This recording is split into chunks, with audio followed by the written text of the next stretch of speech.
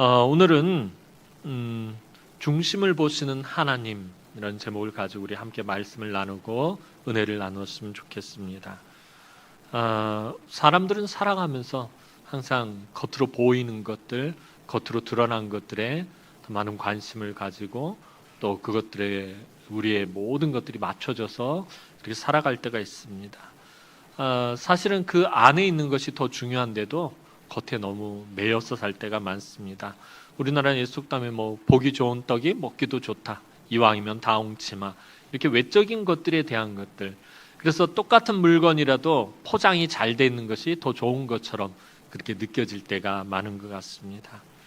하나님이 처음 기름 부어 세우신 이스라엘의 왕은 다윗이 아니라 여러분들이 잘 아시는 것처럼 사울이었습니다. 그런데 사울이 하나님께 불순종하여 범죄한 후에 하나님께서는 사무엘 선지자를 보내서 새로운 왕에게 기름 부을 것을 명령하십니다. 어찌 보면은 사울을 왕으로 선택한 것이 하나의 실패처럼 보여질 수도 있습니다. 그러나 사람이 실패했다고 해서 하나님이 실패하신 것은 아닙니다. 사람은 실패했어도 하나님 나라의 비전은 계속되어야 하기 때문에 하나님께서는 이제 또 새로운 왕을 세우시려고 하십니다. 하나님은 사람의 실패조차도 다음 계획의 밑거름으로 사용하시는 분이십니다. 그러니까 오늘 저와 여러분들이 이 땅을 살아가면서 때때로 삶에 실패하고 실수하고 넘어졌다고 해서 크게 낙심하거나 절망할 필요가 없다라는 거예요. 내가 실패한 거지 우리 하나님 실패한 것 아니고, 내가 넘어진 것이지 하나님이 넘어진 것 아니기 때문입니다. 비록 내가 실패하고 넘어지고 무너지고 상처받고 쓰러졌어도 그런 나를 통해서 하나님은 계속해서 하나님 나라의 비전들을 이루어 가신다라는 것입니다. 나의 실패를 밑거름 삼아서 나의 무너짐과 나의 마음 상함을 하나님께서는 또 다른 도구로 사용하셔서 하나님의 일을 반드시 이루어 가시기 때문입니다. 하나님은 이제 다시금 사무엘 선지자를 부르셔서 유다 지파 지역의 베들레헴이라는 곳으로 가게 하셨습니다. 지금이야 우리가 베들레헴 그러면은 다윗이 태어난 동네, 예수님이 태어난 동네 잘 알고 있는 곳이지만 이 당시에 베들레헴은 그냥 시골 깡촌이었습니다. 잘 알려지지도 않은 그런 아주 시골 먼 곳에 있는 그런 지역이었습니다. 하나님께서는 사무엘 선지자를 이 유다 지파 지역의 가장 작은 동네인 베들레헴이라는 곳에 가게 하셨습니다. 왜냐하면 그곳에서 하나님은 무언가 아주 중요한 것을 보셨기 때문이었습니다. 오늘 우리가 읽지는 않았지만 사무엘상 16장 1절 하반절 말씀 한번 보도록 하겠습니다. 사무엘상 16장 1절 하반절 말씀입니다. 시작. 내가 너를 베들레헴 사람 이새에게로 보내리니 이는 내가 그의 아들 중에서 한 왕을 보았느니라 하시는지라. 자, 하나님이 사무엘 선지자를 베들레헴 보내신 이유에 대해서 말씀하십니다.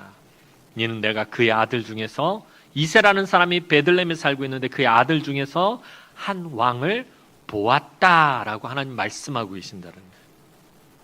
여기서 이 보았다라는 말은요, 어느 날 우연히 보게 되었다는 뜻이 아니에요. 하나님이 그냥 이스라엘을 쭉 한번 훑어보는데 베들레헴에 괜찮은 놈이 하나 있네. 그래서 그냥 우연히 보았다라는 그런 의미를 담고 있는 말이 아닙니다. 여기 굉장히 강조하는 표현인데요. 이 보았다, 하나님이 보았다라는 말은 어떤 의미를 담고 있느냐면 이미 오래전부터 그를 주목해서 보고 있었다는 거예요. 오래전부터 이미 하나님은 그를 주목하며 보실 뿐만 아니라 그냥 주목해서 보고만 계셨던 것이 아니라 어떻게 하고 계셨냐면 그를 보호하고 계셨다라는 거예요. 지키고 보호하고 계셨다라는 의미를 담고 있는 말이 오늘 사무엘상 16장 1절 하반절에 이다 그의 아들 중에 한 왕을 보았느니라 할 때 이 보았다가 갖는 의미입니다. 하나님께서는 그 누구도 알지 못했던 새로운 왕을 이미 준비해 놓고 계셨다라는 것입니다. 이제 사무엘 선지자는 하나님의 명령에 따라 베들레헴에 살던 이새의 집에 찾아가서 그의 아들들을 만나게 됩니다. 이새는 8명의 아들이 있었습니다. 그런데 자신의 8명의 아들 중에 7명의 아들만 이 사무엘에게 선을 보입니다. 그들은 차례차례 사무엘 앞에 나와서 인사를 하기 시작합니다. 큰아들, 둘째 아들, 셋째 아들 차근차근 나와서 사무엘 앞에 인사합니다. 6절 말씀 보도록 하겠습니다. 오늘 본문 6절 말씀입니다. 시작. 그들이 오매 사무엘이 엘리압을 보고 마음에 이르기를 여호와의 기름 부으실 자가 과연 주님 앞에 있도다 하였더니 자, 이새의 입장에서는 이렇게 베들레헴에 사는 이새라는 사람이 갑자기 사무엘 선지자라면 그 당시 이스라엘에서 가장 존경받고 가장 영향력 있는 영적인 지도자가 자기 집에 왔단 말이에요. 근데 아들들을 보겠다는 거예요. 이게 도무지 무슨 일일까? 가슴이 막 콩닥콩닥 뛰고 난리가 났을 것입니다. 그래서 아들들을 차례대로 그 사무엘 선지자 앞으로 오게 합니다. 자, 그런데 사무엘 선지자가 큰아들 엘리압을 보게 됩니다. 이새의 큰아들의 용모를 보자마자 그의 환칠한 외모가 이 사무엘의 마음에 쏙 들었던 거예요. 왜냐하면 사실 사무엘이 이스라엘의 첫 번째 왕으로 세웠던 하나님께서 명령해서 세웠던 왕이 사울왕인데 사울왕의 외모가 굉장히 준수했었습니다. 키가 다른 사람들보다 머리 하나가 더 컸다라고 성경은 말하고 있을 정도입니다. 그런데 또 다시 이제 새로운 왕을 뽑기 위해 갔는데 사울왕처럼 환칠한 외모를 가진 사람이 있더란 말입니다. 당연히 마음이 같겠지요. 사무엘도 사울을 기름 부어 세우면서 사울왕을 얼마나 사랑하고 아꼈는지 모릅니다. 그러니 그 마음이 들었으니까 이 엘리압 큰아들을 보면서 그 외모가 사무엘은 마음에 들었습니다. 여러분, 사실 사람은 누구나 아까도 말씀드렸던 것처럼 눈에 보기에 좋은 것, 외적으로 좋아 보이는 것에 마음이 가게 마련입니다. 똑같은 거라도 포장이 잘 돼 있는 것, 외모가 더 좋은 것, 이것에 더 마음이 가게 마련이다라는 것입니다. 사무엘도 인간인지라 처음에는 그만 인간적인 눈으로 이새의 아들들을 바라보았습니다. 이새의 큰아들 엘리압은 요즘으로 치면 신체 건강하고 키도 확실하게 크고 또 건강하고 좋은 대학을 나온, 그래서 인간적으로 무엇 하나 부족할 것이 없는 그런 스펙을 가진 인재와 같은 사람이었어요. 8명의 아들이 있었는데 그중에 큰 아들이 너무 잘 나가는 아들이었단 말이에요. 아마도 베들레헴 사람 이새의 가장 큰 자랑거리였을 거예요. 그 동네, 시골 조그만 동네에서 요즘 말로 치면 개천에서 용났다라는 식으로 그 조그만 동네에 괜찮은 인물이 나왔다라고, 그래서 이새가 아마 자기 아들들 중에서 우리 큰아들 엘리압이 그래도 괜찮지 하고 아마 늘 자랑하고 다녔을 것입니다. 그런데 하나님께서는 단호하게 사무엘에게 말씀하십니다. 오늘 본문 7절 말씀 보도록 하겠습니다. 오늘 본문 7절 말씀입니다. 시작. 여호와께서 사무엘에게 이르시되 그의 용모와 키를 보지 말라. 내가 이미 그를 버렸노라. 내가 보는 것은 사람과 같지 아니하니 사람은 외모를 보거니와 나 여호와는 중심을 보느니라 하시더라. 자, 하나님께서 사무엘에게 단호하게 그의 용모와 키를 보지 말라라고 말씀하신 거 보니까 사무엘이 그거에 확 꽂혀 있었던 것 같아요. 엘리압의 용모, 준수하게 생겼고 잘생겼고 키를 꼽는 걸 보니까 아마 엘리압의 키가 엄청 컸던 것 같아요. 그 키를 보지 말라라고 하나님 말씀하십니다. 우리는 여기서 사람과 하나님의 사람을 보는 기준이 완전히 다르다라는 것을 알 수 있습니다. 결론부터 말씀드리면 사람은 겉모습을 가장 중요하게 여기지만 하나님은 사람의 중심을 가장 중요하게 여기신다라는 거죠. 예전에 제가 서울에서 사역할 때 교구 식구 중에 우리 권사님 중에 한 분이 이제 딸을 결혼시키게 됐어요. 자랑을 하는 거예요. 신방을 갔더니 좋은 사위를 보았다라는 것입니다. 같이 신방간 신방대원이 물어보는 거예요. 뭐 얼마나 좋은 사위냐 그랬더니 이 권사님 말씀하시기를 이 사위가 서울대를 나온 의사라는 거예요. 그리고 또 뭐 그랬더니 잘생겼다라는 거예요. 그리고 또 뭐 그랬더니 키가 크다라는 거예요. 그리고 또 뭐 그랬더니 집안이 좋다라는 거예요. 계속 그러면서 좋은 사위를 얻었다고 막 이렇게 말하고 있는 거예요. 그런데 뭔가 중요한 걸 자꾸 빠뜨린 것 같은 느낌이 드는 거예요. 또 어떤 집사님에게 교구 식구 중에 또 다른 곳에 신방을 갔는데 좋은 아들들 있으면 좀 소개해달라. 놔뒀던 관연한 딸이 하나 있는데 결혼을 좀 시켜 소개해달라. 그러니까 이제 뭐 집사님들끼리 서로 이렇게 막 얘기를 하는데 어떤 분이 그러는 거예요.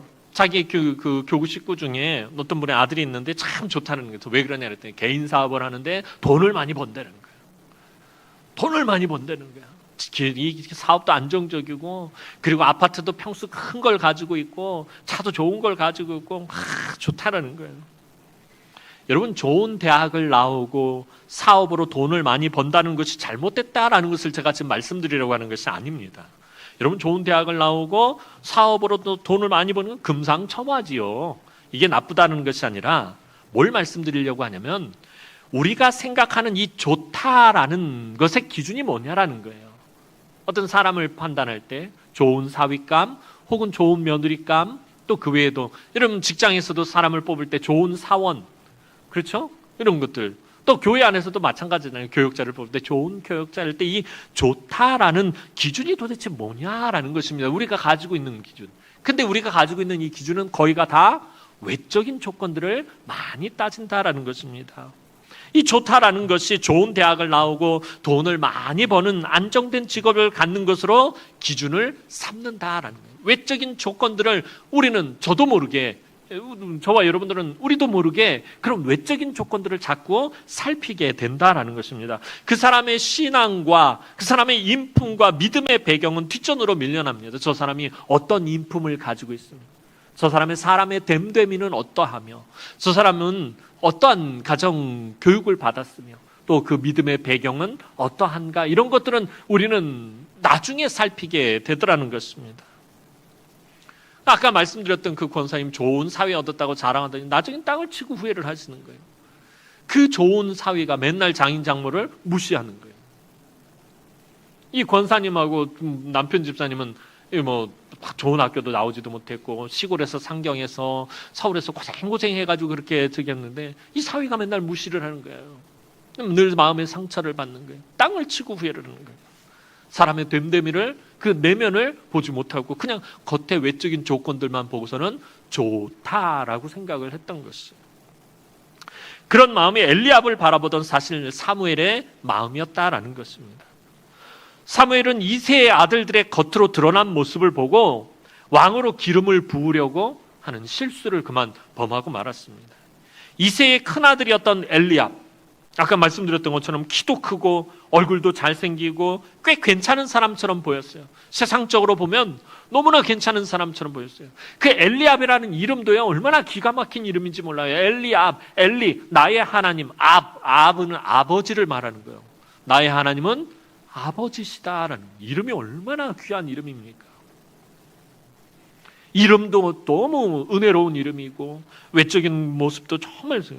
그래서 사무엘은 엘리압을 보았을 때 예전에 사울왕을 처음 만났을 때처럼 감탄하며 다음번 왕이라고 생각을 했던 거예요.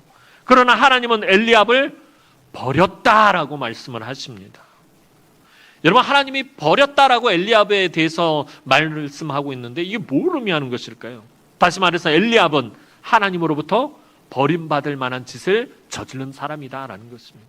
그렇기 때문에 버렸다라고 말씀을 하시는 거예요. 자꾸 외적인 조건과 겉모습에 눈이 가던 사무엘에게 하나님 아주 단호하게 말씀하십니다. 나 여호와는 중심을 보느니라. 여기서 하나님이 아주 강조한 말이 중심이란 말입니다. 이 중심이란 말이 히브리어로 레브라는 말인데요. 이 히브리어 성경 원전에서 이 레브라는 말이 갖는 의미가 뭐냐면 그 사람이 인생에서 가장 소중하게 생각하는 가치와 그 마음의 열정이라는 의미를 갖는 말이에요. 그러니까 풀어서 얘기하면 나 여호와는 그 사람이 인생에서 가장 소중하게 생각하는 가치와 그 마음의 열정이 무엇인지를 나는 보는 하나님이다라고 말씀하고 계신다라는 것입니다. 여러분, 저와 여러분들이 이 땅을 살아가면서 또 신앙생활하면서 저와 여러분들의 인생에 있어서 가장 소중하게 생각하는 가치가 도대체 뭐냐라는 거예요.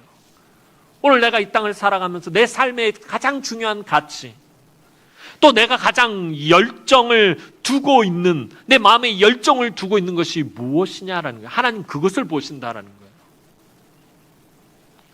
내가 지금까지 살아오면서 내가 한 일들, 나의 공로들을 하나님 보시는 것이 아니라 내가 무엇을 하면서 살아왔는지를 보시는 것이 아니라 내가 지금까지 살아오면서 무엇에 내 인생에 가장 중요한 가치를 두고 있었으며 무엇에 내 인생의 모든 열정을 쏟아붓고 있었는지 하나님 그것을 보신다라는 것입니다. 엘리압은요, 자기 인생의 가장 중요한 가치와 열정을 하나님께 두지 않았던 사람이었습니다. 그래서 하나님이 그를 버렸다라고 말씀하시는 거예요. 오늘 우리가 읽지는 않았지만 뒤를 보면 이제 이새의 아들들이 계속해서 사무엘 선지자 앞을 지나갑니다. 둘째 아들인 아비나답이 지나갑니다. 아비나답의 이름의 뜻은 나의 아버지는 고귀하다는 거예요. 첫째 못지않게 아마 용모가 준수했던 것 같아요. 외적인 조건이 좋았어요. 그러나 하나님 그를 선택하지 않으셨습니다. 셋째 아들인 삼마가 그 앞을 지나갑니다. 삼마라는 이름의 뜻은 거기 계시다라는 거예요. 주로 삼마라는 말은 여호와 삼마라는 말로 같이 씁니다. 여호와께서 거기 함께 계신다라는 뜻이에요. 이름도 좋아요. 그런데 하나님은 셋째도 삼마도 선택하지 않으신다. 7 아들이 다 지나가도록 하나님은 기름 부을 자를 선택하지 않으십니다.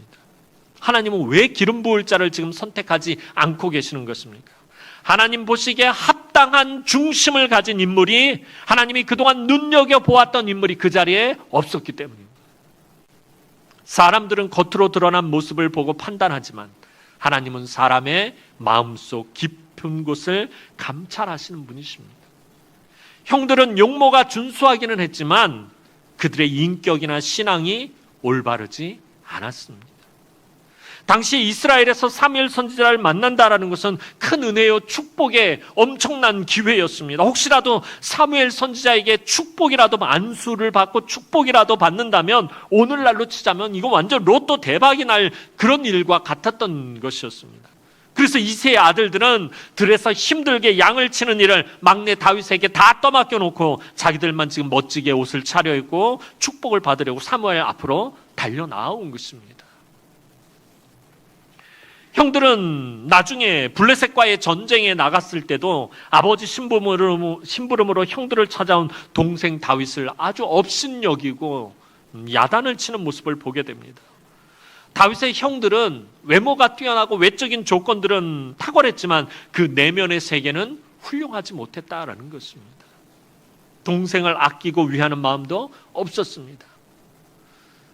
나중에 블레셋 전쟁 사무엘상 17장에 가보면요, 형들이 다윗에게 하는 말을 들어보면요, 되게 옳은 말이에요. 다윗에 대해서 정확하게 지적을 해요. 바른 말을 해요. 그러나 바른 말을 한다고 해서 그 사람이 옳은 사람은 아니다라는 것이에요. 그 내면의 세계가 망가진 인생이었다라는 것입니다. 자기 막내 동생조차도 아끼고 위하는 마음이 없는 사람, 이런 사람이 이스라엘의 왕이 되었다가는 이스라엘 큰일 납니다. 여러분, 이스라엘에서의 왕이라는 위치에 대해서는 여러 번 말씀을 드렸어요.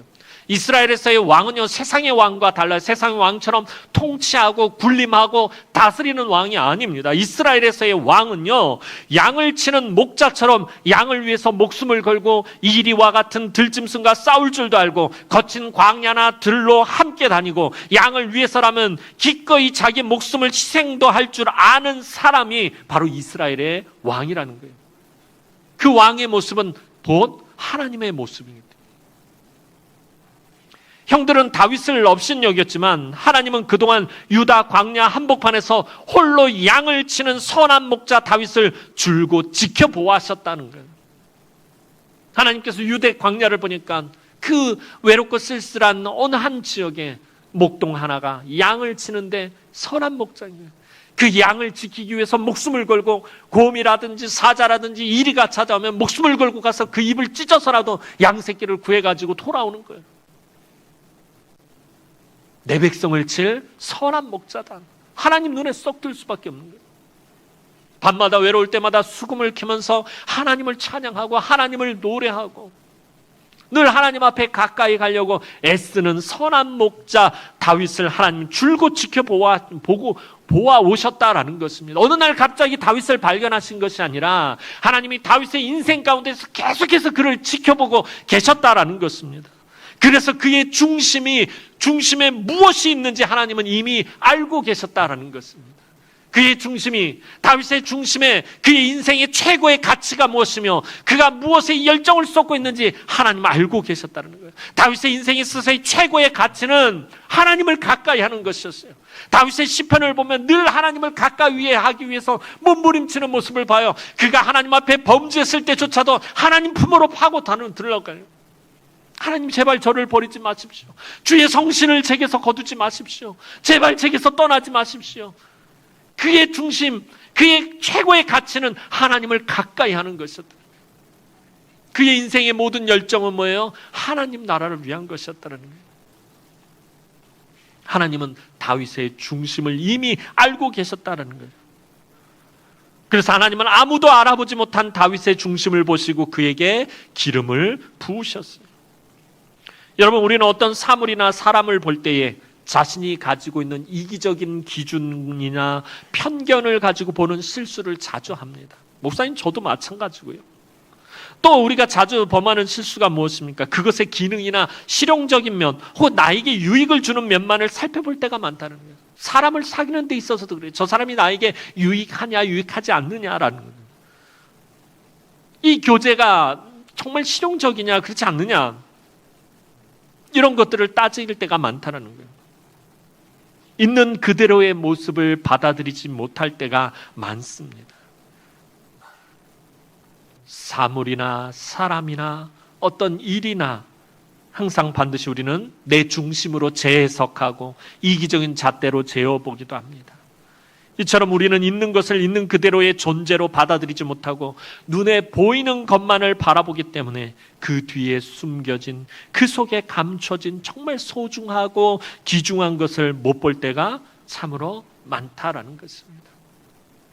겉모습이 현혹되어서, 그래서 좀 초라하거나 좀 부족해 보이거나 좀 모자라 보이거나 가까이 하고 싶지 않은 거예요.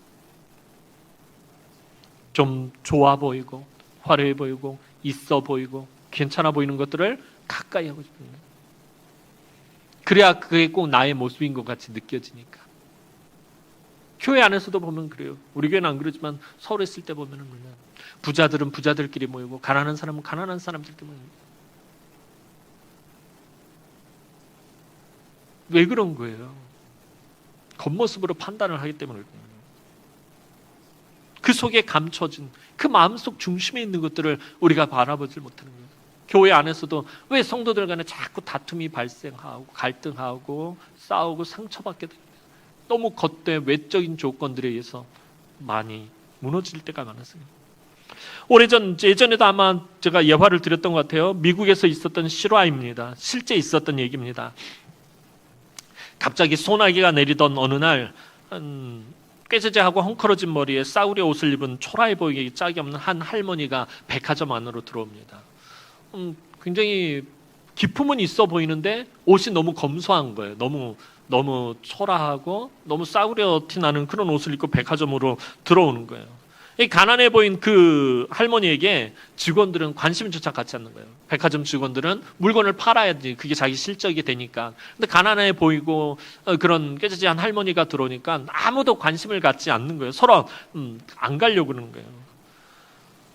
물건도 안 사면서 그냥 비만 피하려고 백화점으로 들어왔다라고 그냥 생각을 한 것입니다.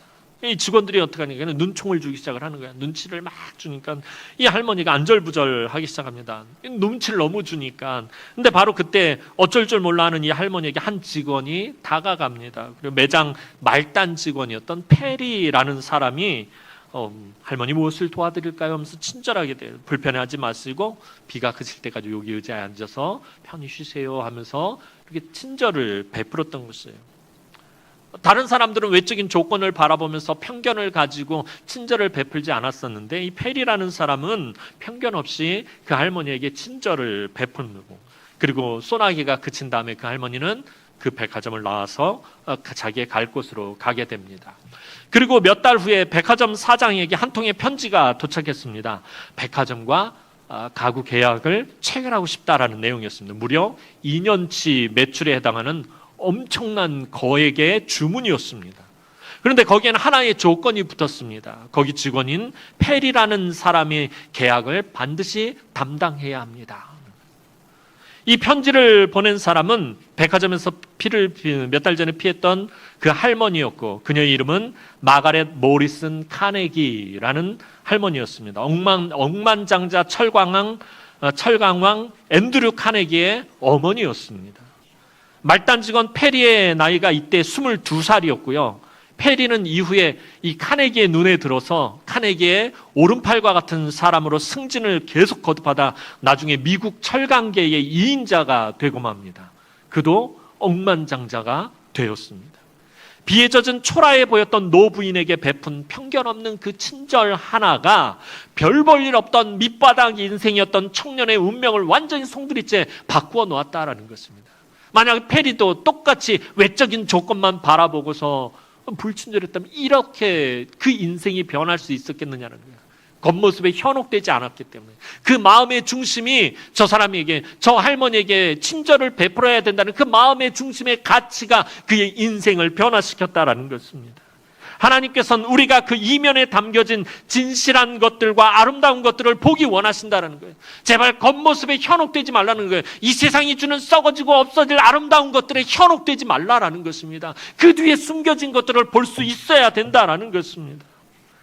그리고 하나님께서 원하시는 것이 무엇인지를 하나님은 우리가 깨닫기를 원하십니다. 이것은 우리의 이웃과의 관계에서도 하나님께서는 우리가 이웃의 중심을 보시기를 바라십니다. 우리가 겉모습만 그럴듯하게 해서 외양만 포장한 모습으로 사람들과 관계성을 만들어서는 안 됩니다. 항상 그리스도께서 우리를 사랑하신 것처럼 나를 사랑하사 자기 몸을 버리신 그 주님의 그 사랑으로 우리 마음속 중심의 진실한 마음으로 대함이 있어야 한다는 것입니다. 여러분, 이것 또한 하나님과 우리들의 관계에서도 해당됩니다. 여러분은 항상 하나님 앞에서 정직하고 진실하게 서시기 바랍니다. 하나님 앞에서 꾸밈이 있어서는 안 됩니다. 정직하셔야 합니다. 하나님은 우리의 중심을 보시며 정직한 영혼에게 축복의 기름을 부으신다라는 것입니다. 하나님은 정직한 자에게 은혜를 베푸시고 긍휼을 베푸셔요. 우리가 지난 일주일 동안 이 세상에서 살다 보면, 여러분이 이 험한 세상에서 살다 보면 여러분들 참 때로는 앞서서 말씀드렸던 것처럼 실패도 하고 실수도 하고 범죄하기도 하고 악한 생각을 하기도 하고 또 여러 가지 문제를 일으키기도 하고, 지난 일주일의 삶이 다사다난했잖아요. 그런데 그때에 우리가 오늘 예배를 나오면서 우리의 마음의 중심이 하나님 앞에 정직해야 된다는 거예요. 뭘 자꾸 꾸미고 나오려고 그러는 거예요. 물론 화장을 하고 나오지 말란 얘기는 아니에요. 화장은 반드시 하고 오셔야 됩니다. 그러나 우리의 내면은 꾸미지 말고 나오셔야 됩니다. 있는 모습 그대로, 상한 마음 그대로, 상처받은 마음 그대로, 실패한 모습 그대로, 허물 있는 모습 그대로. 하나님, 나에게 이렇게 허물이 많아요. 지난 일주일 동안 하나님, 내가 정말 누굴 너무 미워하고 너무 진짜 그것 때문에 내가 너무 힘들었고, 또 하나님, 내가 지난 일주일 동안 너무나도 큰 실수들을 많이 했어요. 정직한 모습으로 나오면 하나님 그것을 가지고 지난번에도 말씀드렸던 것처럼 책망하거나 야단치시거나 징계하시지 않는다는 거예요. 정직한 나의 마음을 보시고 우리의 마음을 새롭게 하신다는 거예요. 은혜를 베풀어 주신다는 거예요. 긍휼을 베풀어 주신다는 거예요. 그러니 하나님 앞에 나올 때 여러분들 절대로 꾸미고 나와서는 안 돼요. 하나님을 속여 들어서는 안 된다는 거예요. 정직한 영혼으로 하나님 앞에 나와 예배해야 합니다. 하나님은 결코 우리의 꾸며진 겉모습을 보시지 않으세요. 여러분, 또한 하나님은 우리의 열악한 처지를 보지 않으세요. 우리의 연약한 형편도 보지 않으세요. 우리가 가진 것을 보지도 않으세요. 하나님은 우리의 중심을 정확하게 보신다는 거예요. 열악한 형편을 보시는 것이 아니라 열악한 형편 가운데 처해 있는 내 마음의 중심을 보신다라는 거예요. 우리에게 연약한 형편을 보시는 것이 아니라 내가 연약한 상황 가운데 있을 때 내 마음의 중심을 하나님 보신다라는 거예요. 내가 가진 것 없이 가난한 삶을 살고 있을 때 그 가난한 삶을 보시는 것이 아니라 가난한 삶을 살아가고 있는 내 마음의 중심을 보신다라는 것입니다. 그리고 내가 지금 하나님과 어떤 관계성이 있는지를 하나님 보십니다. 사람이 보는 것과 하나님의 보는 것은 다릅니다. 또 한 가지 중요한 것은 하나님께서는 내 옆에 있는 사람의 중심만 보시고 내 중심은 안 보시는 것이 아니다는 거예요. 전에도 말씀드렸던 것처럼 이상하게 우리가 예배드리고 나고 말씀을 듣고 나면 그 말씀을 가지고 우리가 자주 범하는 실수가 뭐예요? 다른 사람에게 그 말씀의 잣대를 들이댄다는 거예요. 다른 사람을 판단하게 된다는 거예요. 여러분, 말씀을 들었으면 그 말씀으로 내 중심을 봐야 되는데 다른 사람의 자꾸 다른 사람의 모습을 보려고 합니다. 하나님은 내 중심까지 철저하게 보고 계시다라는 것을 기억해야 돼요. 그래서 제가 아까 말씀드린 것처럼 하나님 앞에 나올 때는 꾸미고 나오면 안 된다. 우리의 마음을 이미 알고 계시는데, 지난 일주일 동안 하나님은 저와 여러분들의 삶을 주목하고 계셨는데, 어떤 삶을 살았는지 하나님 주목하고 계셨는데 이미 알고 계신다라는 거예요. 하나님은 절대로 내가 한 일을 보지 않으세요. 내가 무엇을 교회에서 헌신했는지, 내가 얼마나 헌금했는지, 내가 무엇을 봉사했는지를 보시는 것이 아니라 내가 헌신하고, 내가 헌금하고, 내가 봉사하고, 내가 수고할 때에 내 마음을 하나님은 보고 계신다라는 것입니다. 내가 어떤 마음으로, 내가 어떤 중심으로 예배하고 찬양하고 충성하고 헌신하고 봉사했는지 하나님 분명히 살펴보고 계신다라는 것입니다. 주일날 여러분들이 어떤 마음으로 교사로 섬기고, 어떤 마음으로 성가대를 섬겼으며, 어떤 마음으로 주방에서 봉사를 하고, 어떤 마음으로 여러 가지 봉사를 하는지 하나님 그 마음의 중심을 보신다라는 것입니다. 그래서 우리가 마음속을 다스리지 못한다면 하나님께서는 이세의 큰아들에게 하신 말씀을 오늘 저와 여러분들에게 하신다라는 것입니다. 그래서 여러분들 주일에 교회 나올 때 예배드리러 나오며 또 여러 가지 일들을 참 우리 권사님들 집사님들 교회에서 이름도 없이 빛도 없이 참 애쓰고 수고하고 굳은 일 도맡아 사는 거 다 알지만 우리 하나님도 아시지만 여러분 그때마다 항상 마음을 잘 단둘이 하셔야 돼요. 내가 지금 어떤 마음으로 섬기고 있는지. 주방에서 이 더운 날 지난번에 한번 내려가 보니까 완전히 뭐 사우나예요, 찜통이에요. 거기서 이제 중식 봉사하고 계시는 집사님 권사님들 보면은 그런데 그때 조심들 하셔야 된다. 그때 어떤 마음으로 내가 봉사하고 헌신하는지 하나님 내 마음의 중심을 보신다라는 거예요. 근데 그때 여러분들이 하나님 앞에 정직하게 나왔을 때 하나님 그 정직한 마음에 축복의 기름을 부으신다라는 거예요. 때로는 힘들고 불평하고 원망이 터져 나올 수도 있어요. 왜 나만 맨날 이렇게 교회 안에서 굳은 일 도맡아는 건가? 그런데 그때 원망을 다른 사람에게로 돌리지 마시고 그 마음을 정직하게 하나님 앞에 드리세요. 하나님, 내가 하나님 앞에 나와 봉사하고 헌신하고 섬기기로 했는데 뭐 원망이 터져 나와요. 하나님, 내 마음의 중심을 다스려 주십시오. 하나님 내 마음의 중심을 보시고 책망하시거나 야단치시는 것이 아니라 네가 그랬구나, 많이 힘들구나, 많이 지쳤구나, 많이 힘들지. 하나님 위로해 주신다라는 거예요. 마음의 중심을 보신다라는 것은요, 하나님이 우리를 책망하고 우리의 잘못된 것을 막 살펴보신다라는 그런 의미만 있는 것이 아니라 그 가운데서 상한 마음, 그 가운데서 그래도 버티려고 했는 그 마음, 그 가운데서 속상한 것들, 상처받은 것들, 하나님 그 마음의 중심에 있는 그 모든 것까지 다 살피신다라는 것입니다. 그러니까 마음의 중심을 보시는 하나님은 우리의 삶의 모든 것들을 다 보신다는 거예요. 그러니 그 마음의 중심을 보시는 하나님 앞에 여러분 우리가 어떤 모습으로 서야 하겠습니까? 사랑하는 성도 여러분, 주변의 성도들을 겉모습으로 판단하지 마시기 바랍니다. 지금 처해 있는 형편과 처지만으로 판단하지 마시기 바랍니다. 여러분의 마음속에 이기심과 편견과 왜곡된 생각들이 여러분의 마음을 장악하지 못하도록 늘 주의를 기울이고 하나님께 도움을 요청해야 합니다. 여러분의 마음속 중심에는 무엇이 자리 잡고 있습니까? 지금 예배하는 지금 이 순간 여러분들 정직하게 여러분들의 마음을 들여다보시기 바랍니다. 무엇을 생각하며 예배를 드리고 있는지, 무슨 마음으로 지금 하나님 앞에 예배하고 있는지. 여러분, 그런데 중요한 것은요, 이미 하나님께서는 여러분의 마음속 깊은 곳에 기쁨을 심어 놓으셨다라는 거예요. 지난 한 주간 동안 여러분의 삶을 하나님 주목해 보셨어요.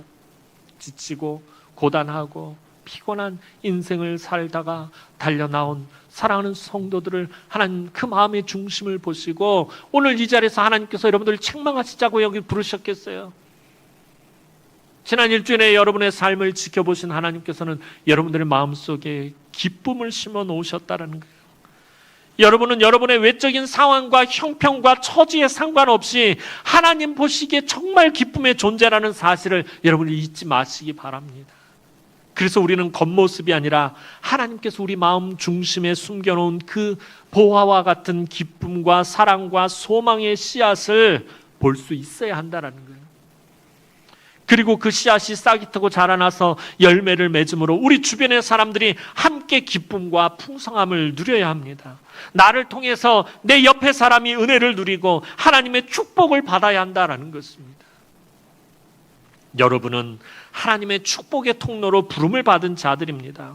하나님의 축복의 통로는 결코 그 겉모습으로 나타나지 않습니다.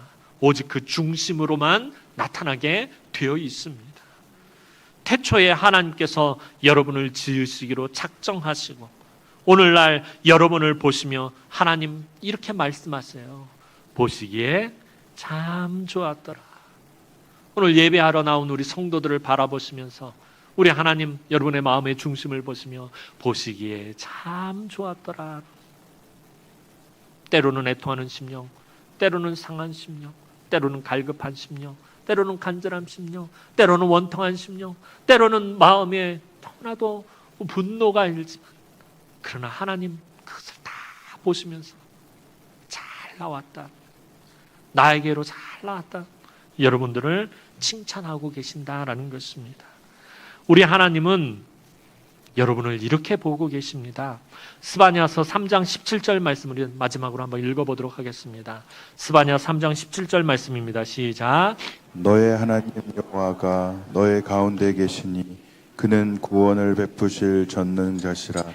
그가 너로 인하여 기쁨을 이기지 못하여 하시며 너를 잠잠히 사랑하시며 너로 인하여 즐거이 울며 기뻐하시리라 하리라. 아멘.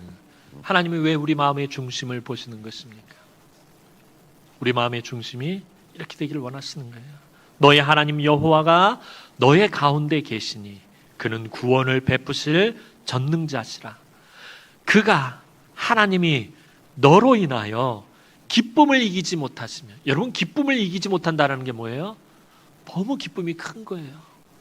이기지 못할 정도의 기쁨. 누구 때문에요? 너로 인하여. 우리 남흥의 성도들로 인하여, 오늘 이 자리에 예배하러 나온 여러분들로 인하여, 오늘 여러분들 교사로, 성가대로, 주방과 주차, 또 차량 운행하며 여러 곳에서 이름도 없이 빛도 없이 애를 쓰고 수고하는 여러분들로 인하여 기쁨을 이기지 못하시며 너를 잠잠히 사랑하시며 너로 인하여 그렇게 하나님 앞에 나와 예배하고 충성하고 봉사하고 헌신하는 우리 남흥의 성도들로 인하여 즐거이 부르며 기뻐하시리라. 하나님 오늘 저와 여러분들을 향해서 이렇게 말씀하신다. 하나님 보시기에 그 기쁨을 이기지 못할 정도로 여러분은 사랑스러운 존재라는 거예요. 그러니 하나님 앞에 나올 때 여러분들 꾸미거나 속이려 하지 마세요. 그냥 있는 모습 그대로 나오시면 하나님은 그런 여러분들을 기뻐하신다는 거예요. 이기지 못할 정도로 기뻐하신다라는 것입니다. 이 사실을 기억하시고 여러분들 늘 하나님이 바라보시는 그 중심으로 서로를 바라보시고 서로를 배려하시고 서로에게 정직하고 진실하게 섬기며 하나님 기뻐하시는 우리 사랑하는 남흥교회를 세워나가기를 주님의 이름으로 축원합니다. 기도드리겠습니다. 사랑과 은혜가 많으신 아버지 하나님, 은혜와 사랑을 진심으로 감사를 드립니다. 하나님, 우린 참 미련하고 어리석어서요 자꾸 겉모습에 현혹되고 하나님 외모에 무너지고 겉으로 드러난 것들 때문에 상처받고 그럴 때가 너무나도 많습니다. 하나님, 그러나 중심을 보시는 그 하나님 앞에 하나님 우리의 모든 것들을 내려놓게 하시고 하나님 우리의 중심이 하나님을 향하기를 소원합니다. 내 인생의 가장 소중한 가치가 하나님 나라에 있음을 하나님 늘 알게 하시고 내 삶의 모든 열정을 하나님께 쏟을 수 있도록 은혜를 베풀어 주시고 늘 하나님 앞에 겸손히 나와 하나님의 기쁨의 존재로서 예배하고 섬기고 헌신하게 하여 주옵소서. 감사를 드렸고 예수님의 이름으로 기도하옵나이다. 아멘.